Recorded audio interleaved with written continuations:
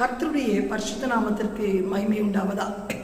இந்த காலைவெளியிலே தொடர்ந்து தேவனுடைய வார்த்தையை தியானிக்க கர்த்தர் நமக்கு கிருபை செய்வாராக. நாம் மத்தேயு சுவிசேஷம் 22ஆம் அதிகாரம் 37 40 வசனம் வரை தியானித்துக் கொண்டிருக்கிறோம். உன் முழு இருதயத்தோடு, உன் முழு ஆத்மாவோடு, உன் முழு பலத்தோடு, உன் முழு சரீரத்தோடு தேவனிடத்திலே அன்பு கூறுவாயாக.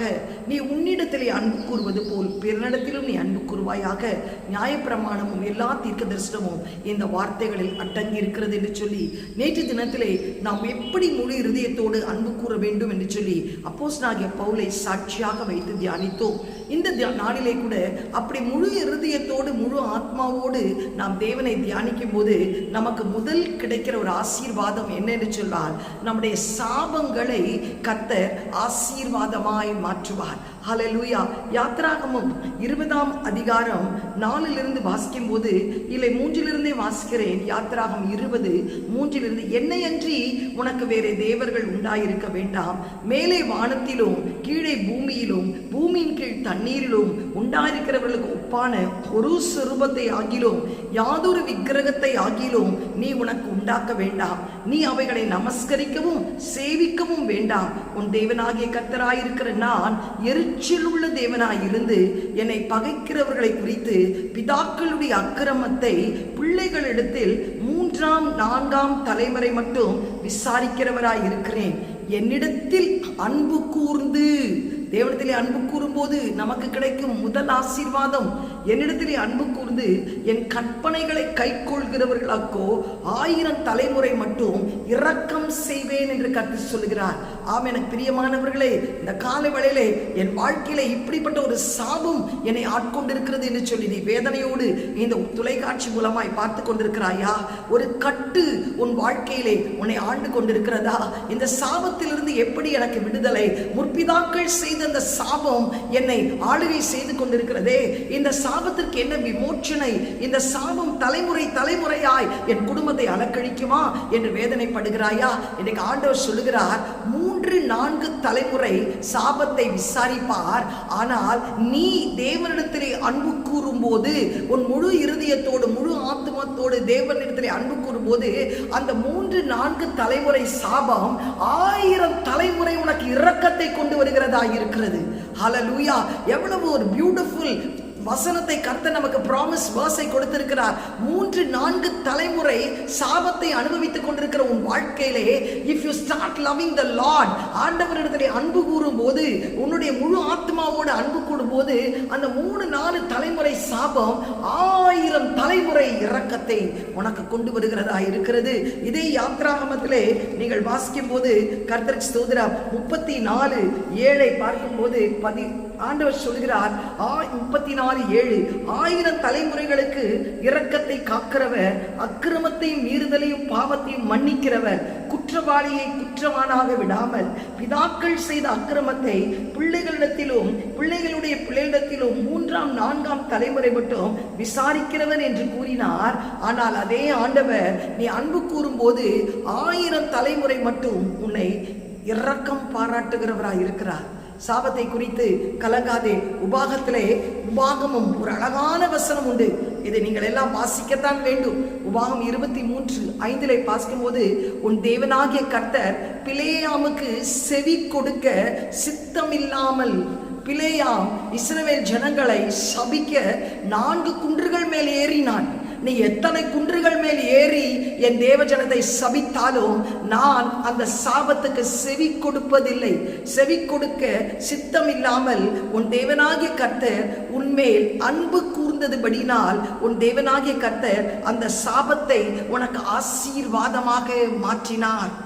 என்ன அழகா இந்த காலைவேளையில் உங்களோடு பேசுகிறார். உன் குடும்பத்திலே பிள்ளை இல்லாத ஒரு சாபமா? வியாதி படுக்கையில் இருக்கிற ஒரு சாபமா? வேதனையோடு இருக்கிற சாபமா? சண்டைகள் ஒரு சாபமா இருக்கிறதா? இன்றைக்கு ஒரு நிம்மதி இல்லாத ஒரு வாழ்க்கையை வாழ்ந்து கொண்டிருக்கிறாயா? இன்றைக்கு ஆண்டவர் சொல்றாரு, உனக்கு விரோதமாய் எத்தனை பேர் சபித்தாலும் பிலேயாமுக்கு நான் செவி கொடுக்க சித்தம் இல்லாமல், கர்த்தருக்கு ஸ்தோத்திரம், என் தேவனாகிய ஜனங்கள் இடத்திலே அன்பு கூர்ந்தபடினால், நான் அவர்கள் மீது அன்பு கூர்ந்தபடினால் அந்த சாபத்தை நான் ஆசீர்வாதமாய் மாற்றினேன். வெளிப்படுத்தின விசேஷம் 22:3 வாசிக்கும் போது, இனி உன் வாழ்க்கையிலே சாபம் இராது என்று இந்த காலவெளியிலே கர்த்தர் சொல்கிறார். நீ அன்பு கூறு, முழு இருதயத்தோடு அன்பு. ஆத்துல ஒரு கால் சேத்துல ஒரு கால் வைக்காதே. இங்கு ஒரு ஜபம், வெளியிலே போய் வேறு. கர்த்தருக்கு ஸ்தோத்திரம் உண்டாவதாக. ஆண்டவருக்கு விருப்பமில்லாத காரியங்களை செய்யாதே. இன்னைக்கு ஆண்டவருடைய சமுத்திரம் நீ உட்காரும் போது கர்த்தர் அந்த சாபத்தை உனக்கு ஆசீர்வாதமாய் மாற்றுவார். 1000 தலைமுறை, 2 நாள் 3 நாள் தலைமுறை தான் கர்த்தருக்கு ஸ்தோத்திரம் விசாரிப்பு. ஆனால் 1000 தலைமுறை இரக்கத்தை பாராட்டுவார். எங்களுடைய ஊழியத்திலே ஒரு கிராமம் உண்டு, கருப்பூர் என்று சொல்லி. அந்த கிராமத்திலிருந்து ஒரு அம்மா வருவாங்க, வயதான அம்மா. இப்பொழுது அவங்களுக்கு 88 வயது. இப்பொழுதும் ஆலயத்தில் இருக்கிறார்கள். அவர்கள் ரட்சிக்கப்பட்ட புதுசிலே என்னுடைய கிராமத்திற்கு கூட்டிக் கொண்டு போனார்கள். அம்மா, ஒரு குடும்பம் சாபத்திலே தவித்துக் கொண்டிருக்கிறார்கள், பாவத்திலே சபித்துக் கொண்டிருக்கிறார்கள், அவர்களுக்காக ஜெபிக்க கடந்து வாருங்கள் என்று சொல்லி அழைத்து சென்றார்கள். அந்த ஊருக்கு போகும்போது அந்த ஊருக்கு போகிற வழி கூட சரியாய் கிடையாது. கர்த்தருக்கு ஸ்தோத்திரம். நானும் என் டிரைவரும் என்னோடு கூட 2 பிள்ளைகளும் அந்த ஊருக்கு கடந்து போய் அந்த ஊர்ல இறங்கின உடனே அந்த வீட்டுக்கு அழைத்து சென்றார்கள். அந்த வீடு பார்த்தீங்கன்னா ஒரு பாழடைந்த வீடா இருந்தது, ஒரு குடிசை வீடு. அந்த வீட்டுக்குள் விளக்கு இல்லை, இருட்டி கொண்டிருந்தது. எல்லா இடத்திலும் தாயத்து தகடுகள் தொங்கிக் கொண்டிருந்தது. எலுமிச்சம்பழம் மந்திரித்து வைக்கப்பட்டிருந்தது. உடனே அந்த வீட்டுக்குள் மூலையிலே ஒரு சகோதரி அப்படியே முறைத்து கொண்டு உட்கார்ந்து கொண்டிருந்தாள். அதற்கு முன்னாள் தான் அந்த சகோதரியுடைய தலையின் மேல் ஒரு சேவலை வைத்து வெட்டி காவு கொடுத்திருக்கிறார்களாம். அதற்கு எத்தனையோ பணத்தை செலவழித்திருக்கிறார்கள். அப்படியே ரத்த வாடையோடு அந்த சகோதரி உட்கார்ந்து கொண்டிருந்தார்கள். நான் உள்ளே நுழைந்த உடனே என்னை முறைத்தார்கள். ஆனால் எல்லாரும் அந்த ஊர்ஜனங்கள் சொன்னார்கள், அம்மா அந்த வீட்டுக்குள் போகாதீர்கள், கால் வழங்காமல் போய்விடும், பயங்கர மந்திரக்கட்டு, நேத்துதான் மந்திரவாதி வந்து நிறைய காரியங்களை செய்துவிட்டு போனார் என்று சொல்லி. ஆனால் நான் உள்ளே நுழைந்து அந்த தாயத்துக்கள், அந்த எலுமிச்சம்பழம், அந்த கர்த்தருக்கு ஸ்தோத்திரம் தகடுகளை எல்லாவற்றையும் எடுத்து இயேசுவின் ரத்தம் என்று சொல்லி அதை குளித்தி எரித்த பின் அந்த சகோதரி இடத்துல ஒரு 2 ரூபாய் ஷாம்பு பாக்கெட் வாங்கி கொடுத்து போய் பம்ப் செட்ல குளிச்சுட்டு வாங்கன்னு. குளிச்சுட்டு வந்த உடனே அவங்க தலைமையில கை வைத்து ஜெபிக்க ஆரம்பித்தேன்.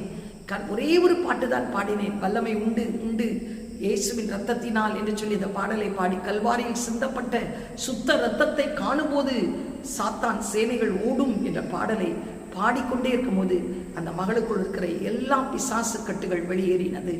அந்த மகள் அப்படியே மயங்கி கீழே விழுந்தாள். ஊர் ஜனங்கள் வந்து சொன்னார்கள், கர்த்தருக்கு ஸ்தோத்திரம், இந்த வீட்டிலே ஒவ்வொரு ஜூன் மாதமும் ஒரு மரணம் சம்பவிக்கும். முதல் இந்த பாட்டியோட கணவர் இறந்து போனார். அடுத்தது இந்த மகளுடைய முதல் கணவன் இறந்து போனார். 2வது கல்யாணம் பண்ணி வைத்தார்கள், அவரும் இறந்து போனார். இப்படி ஒவ்வொருவராய் இறந்து போனார்கள். இப்போ அடுத்தது அவருடைய மகன் இறந்து போனார். அடுத்தது அவங்க பேரன் இறந்து போனார். எல்லாம் வருஷத்துல ஒரு மரணம் சம்பவிக்கும். அதுவும் நேச்சுரல் டெத் இல்லை, இயற்கையான மரணம் இல்லை. தற்கொலை செய்து கொள்வார்கள், பால்டால் குடிச்சு மரிப்பார்கள், தூக்கு போட்டுப்பார்கள், பாம்பு கடிச்சு இறந்து போவார்கள். அகால மரணங்கள் சம்பவிக்கும். ஆண் பிள்ளை என்ற வம்சமே கிடையாது, இன்னும் 2 ஆண் பிள்ளைகள் தான் இருக்கிறது என்று சொன்னார்கள். அப்பொழுது அவர்களுக்கு சத்தியத்தை சொன்னோம். கர்த்தருக்கு ஸ்தோத்திரம். சபைக்கு வர தொடங்கினார்கள். அவர்கள் வீடு ஒரு ஜெப கூடாரமாய் மாறினது. செவ்வாய்க்கிழமை தோறும் போய் ஜெபம் நடத்த ஆரம்பித்தேன். அந்த ஊரே கூடி உட்காரும். ஏனென்றால் அந்த சகோதரிக்கு ஒரு விடுதலை கிடைத்ததை பார்த்து வருவார்கள். கர்த்தருக்கு ஸ்தோத்திரம். நல்ல ஒரு ஊழியம். என்ன நடந்துச்சு தெரியுமா? அடுத்த வருஷம் வரும்போது பயம் வந்தது. ஜூன் மாதம் அந்த இன்னொரு பேரன் இறந்து விடுவானோ என்ற பயத்திலே குடும்பமே வந்து ஆலயத்திலே உட்கார்ந்து கொண்டார்கள். ஆலயத்தை விட்டு போக மாட்டோம் என்று சொன்னார்கள். செபித்துக் கொண்டே இருந்தோம். எந்த மரணம் சம்பவிக்கலை. இப்பொழுது அந்த 2 பேர பிள்ளைகளும் நல்ல வளர்ந்து திருமணமாய் அவர்களுக்கு பிள்ளை பெற கர்த்தர் கிருபை செய்தார். 3-4 தலைமுறை விசாரிப்பேன் சொன்ன தேவன் அந்த குடும்பம் தேவனை அண்டிக் கொண்டது நிமித்தம், தேவனிடத்திலே அன்பு கூர்ந்தது நிமித்தம் 1000 தலைமுறை அவளுக்கு இரக்கம் பாராட்ட கர்த்தர் கிருபை பாராட்டினார். எனக்கு அருமையானவர்களே, இந்த காலை வேளையிலும் இனி சாபம் இராது என்று யார் சபித்தாலும் அந்த சாபம் உன் வாழ்க்கையிலே வராது. ஏனென்றால் உன் தேவனாகிய கர்த்தர் பிலேயாமுக்கு செவி கொடுக்க சித்தம் இல்லாமல் கர்த்தர் சூத்ரா உன்மேல் அன்பு கூர்ந்ததினால் அந்த சாபத்தை ஆசீர்வாதமாய் மாற்றினார். அன்றைக்கு இஸ்ரவேல் ஜனங்களுக்கு மாத்திரம் அல்ல, இதை கேட்டுக்கொண்டிருக்கிற உனக்கும் நீ தேவனிடத்துல மட்டும் அன்பு கூறு. அவங்க சாபத்துக்கு பரிகாரம் செய்வாங்க, இவங்க சாபத்துக்கு பரிகாரம் எங்கும் ஓடாது, எங்கும் விமோச்சனம் கிடைக்காது. நீ அன்பு கூறும்போது இனி அந்த சாபம் இராதபடி 1000 தலைமுறை மட்டும் இரக்கம் பாராட்ட கர்த்தர் கிருபை செய்வார். அதற்கு ஒரே ஒரு வழி, உன் முழு இருதயத்தோடு, உன் முழு ஆத்மாவோடு, உன் முழு பலத்தோடு, உன் முழு சரீரத்தோடு தேவனிடத்திலே அன்பு கூர்வாயாக. தேவனுடைய வார்த்தைகளை வாசி, தேவனுடைய ஆலயத்திற்கு கடந்து போ, ஸ்தோத்திர பலிகளை ஏறிடு, பாடி ஆராதி. இயேசுதான் உண்மையான தெய்வம் என்பது அவனுடைய இருதயத்திலே அறிக்கையிட்டு அவரின் இருதயத்திலே நீ விசுவாசி. கர்த்தர் உன் வாழ்க்கையிலே சாபம் இராதபடி அந்த சாபத்தை ஆசீர்வாதமாய் மாற்றுவார். கண்களை மூடி ஜெபம் செய்வோம். எங்களை அதிகமாய் நேசிக்கிற நல்ல தகப்பனே, இந்த காலை வேளைக்காய் நன்றியோடு ஸ்தோத்திரிக்கிறோம் அப்பா. 3-4 தலைமுறை ஆண்டவரே சாபத்தை விசாரிப்பேன் சொன்ன தேவன், உம்மிடத்திலே நாங்கள் அன்பு கூறும் போது 1000 தலைமுறை மட்டும் ஆண்டவரே இரக்கம் பாராட்டுவேன் என்று சொன்னீரே அப்பா. ஆண்டவரே அப்பா கர்த்தாவே, இனி எந்த சாபம் இராதபடிக்கு நீ பிலேயாமுக்கு செவி கொடாமல் எங்கள் மீது அன்பு கூர்ந்தபடினால் அந்த சாபத்தை ஆசீர்வாதமாய் மாற்றினீர். வெளிப்படுத்தின விசேஷத்திலே இனி சாபம் இராது என்று சொன்னீரே அப்பா. உங்க பிள்ளைகள் பயந்து கொண்டிருக்கிற காரியம் நேரிடாதபடி அவர்கள் வாழ்க்கையில் உள்ள சாபக்கட்டுகள் உடைய உம்மிடத்திலே முழு இருதயத்தோடு, முழு ஆத்மாவோடு, முழு பலத்தோடு, முழு சரீரத்தோடு அன்பு கூறட்டும் அப்பா. அந்த சாபம் ஆசீர்வாதமாய் மாறும். இயேசுவின் மூலம் நல்ல பிதாவே, ஆமென். God bless you. Have a blessed day. Amen.